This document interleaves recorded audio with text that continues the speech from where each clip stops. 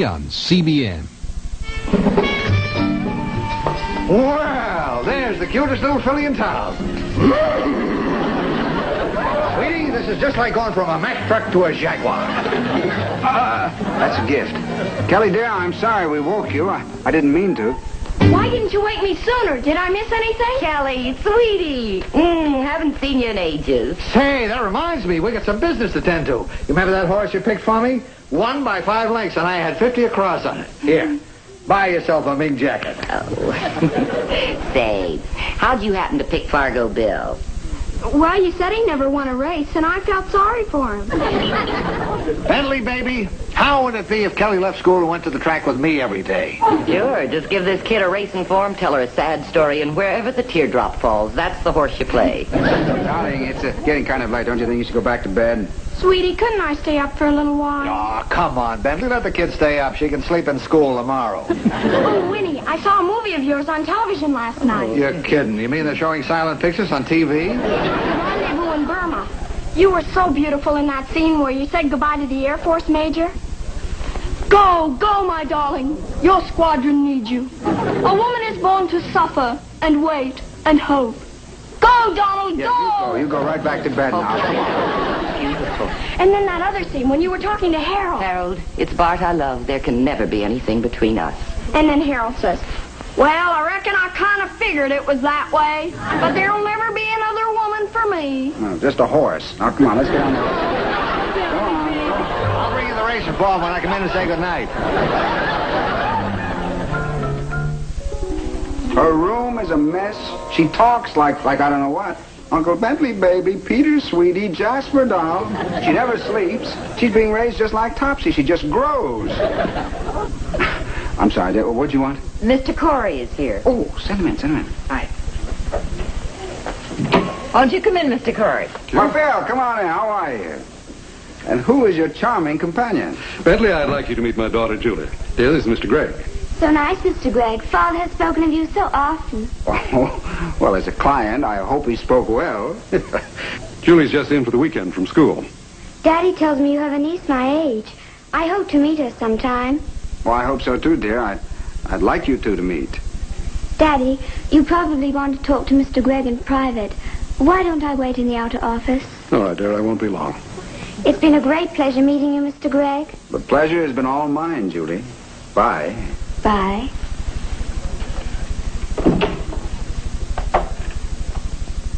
Phil, how does a mug like you get such a delightful daughter?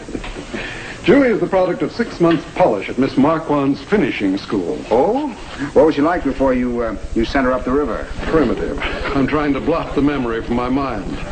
Her table manners, her personal habits, and her room. Well, we're just cutting the weeds in Kelly's closet today. It's down right here.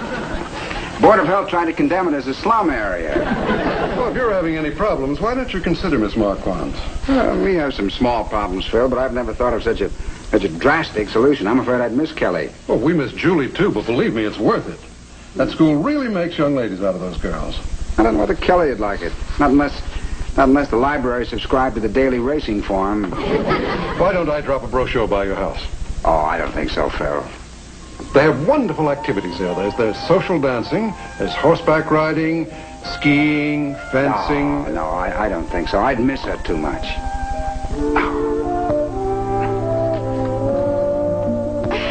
Oh! Ginger called Nancy, Nancy called Helen, Helen called Karen, and Karen called me.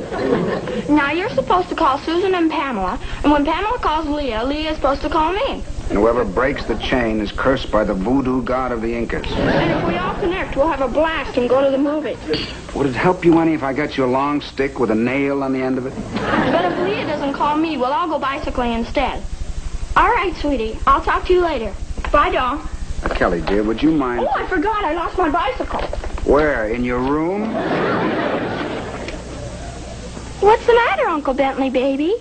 Uncle Bentley, baby, would like you to get through one meal without these phone calls. Now, darling, dinner is a shambles every night. Will you please come back and sit at the table? Honey, I don't mean this to be entirely a criticism of you. I'm equally at fault. But you're being raised like this was a gypsy camp. Tonight my night off. When you gypsies want dessert. Peter, I'm trying to make a serious point. Now, as of tonight, there will be no more phone calls while we're eating. No more phone calls while we're eating. Honey, just today a client came into the office with his daughter. About your age. And I don't like to make comparisons, but she was... Good-mannered? Yes, good-mannered. But that wasn't all. She was also... Tidy? Yes, tidy. Peter, didn't you say something about this being your night off? I suppose she's one of those icky types that always says and does the right thing. She wasn't so icky. Kelly, darling. I don't expect you to bring home medals for neatness, but I am not doing my duty as a parent unless I give you the opportunity to grow up properly. Like the little icky girl that came into your office? Now, Kelly, there's nothing icky about doing and saying the right things. Now, do you know that little girl, Julie, 6 months ago, belonged to your tribe? And her parents were so concerned they sent her away to school. Is that what you want for me? Why, no, dear, certainly not. I want you here with me. But I also want you to eat your dinner, and I want you to clean up your room every now and then. All right, dear. All right. We'll fight the Board of Health together. And no more phone call while we're eating. Long distance? You must want head gypsy. Hello? Why, Sheila! ¿Cómo está usted? How's Mexico City? Need you ask? I'll go fix my room. What, back tomorrow night? Oh, what a shame. I can't. I'm on the hot lunch committee at Kelly's school. They're having a big meeting tomorrow night. Well, all right. Peter, I cleaned my room. What are you trying to do? Ruin your reputation? Peter, what was Uncle Bentley's life like before I came here? Pretty girl every night. In awful rut. But he was having fun. You silly little girl. Now Uncle's life full of meaning. Hot lunch committee, chairman cookie drive, full life. But I am a responsibility. Responsibility good for a man. If you don't come, he throw his whole life away enjoying himself. Why you ask question? You have reason? I just wanted to be sure about something.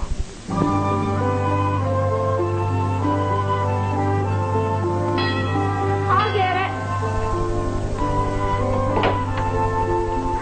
Oh, hello. Hello. I'm Phil Corey. I'm an old friend of your uncle's.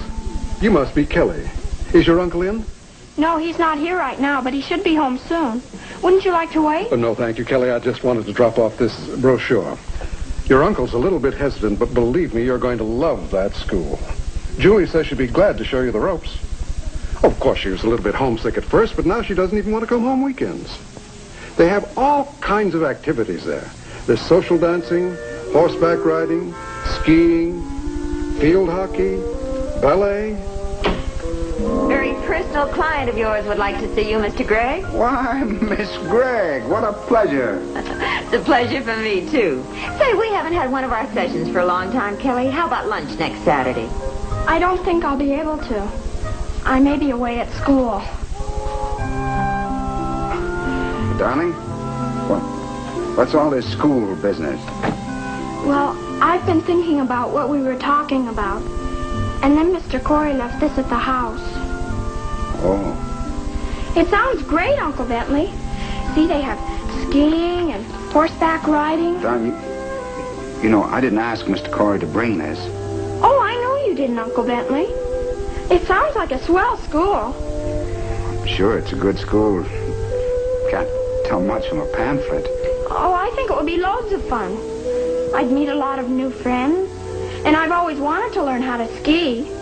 Darling, do you really want to go? Why shouldn't I want to go? Unless you have some objection. Do you? I only want you to go if you want to go. Do you? Yes, I want to go. I told you.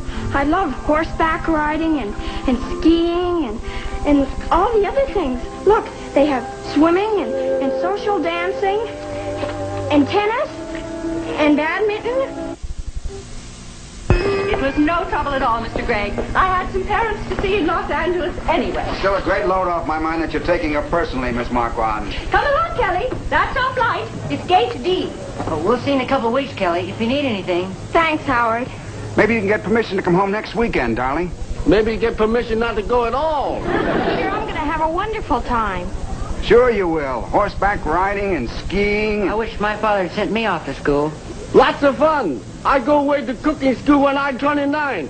Make the water polo team. Come on, Kelly. Goodbye, Uncle Bentley. Bye, darling. Goodbye, Peter. Bye, Howard. Bye. Don't forget to ride. I'll write to you tomorrow. I got postcard all written. He's a-going. He's a-going. Cut that out, will you, Howard? I wrote the words myself. It goes to the tune All of... right, all right. Poor niece Kelly. Turned out of the house just like in East Lynn. Peter, we visited the place. You know, it's a cheerful, friendly environment. You think I was sending her off to Siberia? Soon as you learn how to ski, Siberia next stop. The only reason why she's going is because she asked to go. She was sent off to school by an uncle so cruel. Now cut that out, will you? She keep playing after... I'm sorry. Come on, I'll drive you home. No, thanks. I think I'll take a bus. I walk. Fresh air good for me.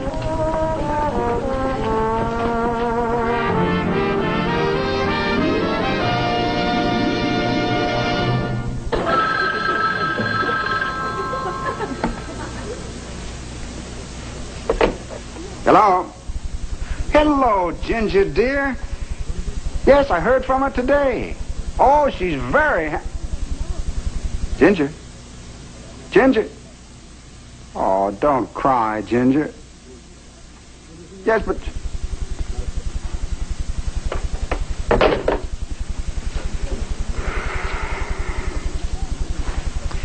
Peter, how about a game of chess, huh? Not me. Looked in niece Kelly room. Very neat. Everything put away. Especially niece Kelly.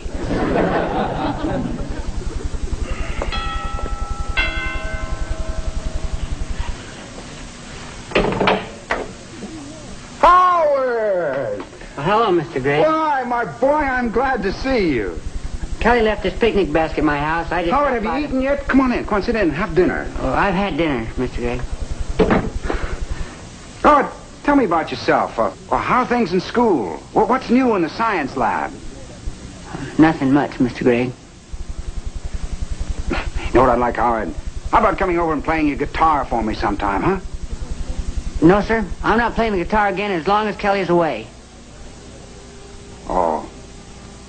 Well, I better be going. So many lives shattered.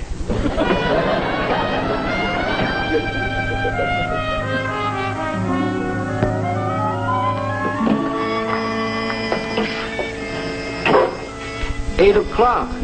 You home early, Mr. Gray. You not enjoy yourself? Oh, I had a wonderful time. Just that I had her being caught early tomorrow. How about you? Oh, I have hilarious time. Breaking wine glasses in fireplace, flamenco dancing, million laughs. Hate every minute of it. Gee, this is ridiculous. She's only 250 miles away. Why don't we behave like mature, sensible adults? You behave like mature, sensible adult. I think I go to bed and cry my eyes out. You visited the school. What's wrong with it? Oh, grounds nice, lobby nice. faculty smiling, rip-off mask, just like boot camp. Sound like they're training Marines. Very strict. And that Miss Marquand looked familiar. Suppose she's your old platoon sergeant. That it. I knew I see her someplace before. For Pete's sake. And those smiling guards don't fool me. Peter, please go to bed. How can I sleep in warm, comfortable bed thinking how poor niece Kelly sleep? I think I sleep on floor tonight. I'm sure they give her some straw to sleep on. You make jokes while niece Kelly may be getting whipped tonight. Whipped? This is a fine school with a fine tradition.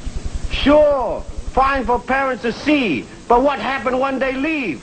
Correct! March into dinner? Correct! March into your room? Correct! Up in the morning, 4 a.m.? Break rocks for new dormitory? Well, good night, Mr. Great.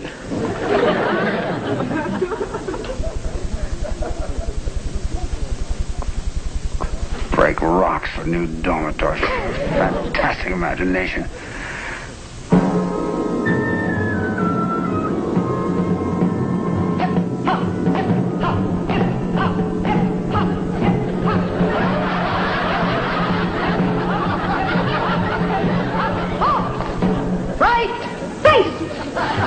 This cell is the most incorrigible one in the school. It is full of troublemakers. Corey, your letter home today was not cheerful enough. I wrote about the skiing and dancing. Next time, mention the horseback riding. Aren't you happy? Oh, yes, Miss Marquand. Gibbons, your parents sent you here to become a lady. And before you are released, we will make a lady out of you. That will be 2 more days without bread and water. Drag her to her cell, Corey. You have committed the cardinal sin, Greg. Homesickness. I couldn't help it. I miss Uncle Bentley and Peter. You are rotten to the core, Greg. We have ways of cheering up students. Not the dungeon, Miss Marquand! Not the dungeon!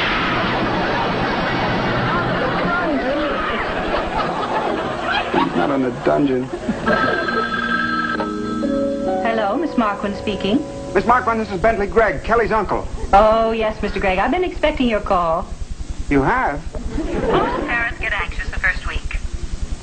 Oh, yes. Is Kelly in her cell? I beg your pardon? I mean, is Kelly in her room? Yes. Yes, most of the girls are in their room studying. Well, Miss Marquand, I must apologize for this call. I've been sitting around thinking and missing Kelly. Who screamed? One of the girls laughed. I admit it does sometimes sound hysterical. Mr. Gregg, you do seem apprehensive. Why don't I send Kelly home for the weekend? Would you do that, Miss Marquand? Thank you very much, and I'm sure this won't occur again. Thank you. Bye. To order yours.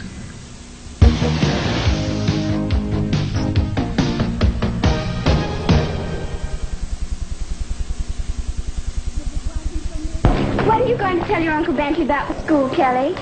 Oh, I like it all right. But Uncle Bentley wanted a lady, and boy, is he going to get one this weekend. Here's my father, Kel. Kelly! Kelly! Oh, darling, how are you? Uncle Bentley, dear, how nice to see you again. Well, it's wonderful to see you, dear. Wonderful to have you back, dear. Thank you, Uncle Bentley. It's nice to be home. I better not mention to Miss Marquand that you come to the dinner table without a tie.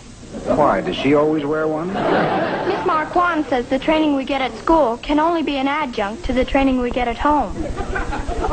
Honey, when you get back, I wish you'd tell Miss Marquand. Do you think it's completely hygienic for Jasper to eat in the dining room with us? If he doesn't mind, why should we? Hello? Oh, yes. Yeah, hold on a minute. Hello? Ginger, how are you? How nice. I wonder if you'd mind calling back later. We're dining. Thank you. Kelly, Ginger missed you terribly. I wouldn't have minded a short conversation. Miss Marquand says any interruption at dinner interferes with digestion. Besides, I have a feeling I've outgrown Ginger. Outgrown, Ginger? In 5 days? Kelly, are you sure that you're happy?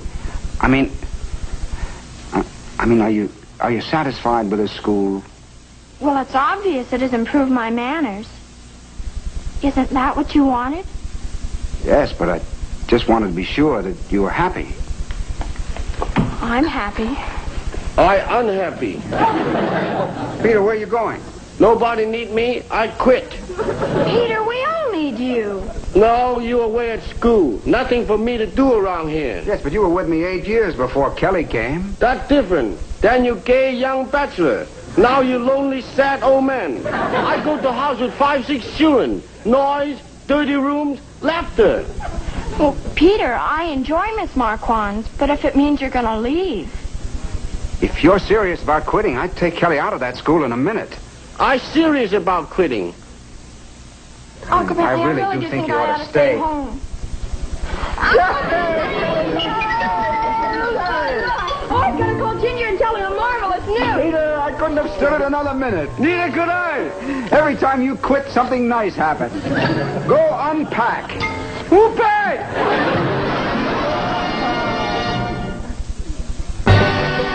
Coming up, Eddie Albert and David Gabor in Green Acres. And tonight at 11 Eastern, Dan O'Hurley guest stars on Remington Steele. Only here on CBN.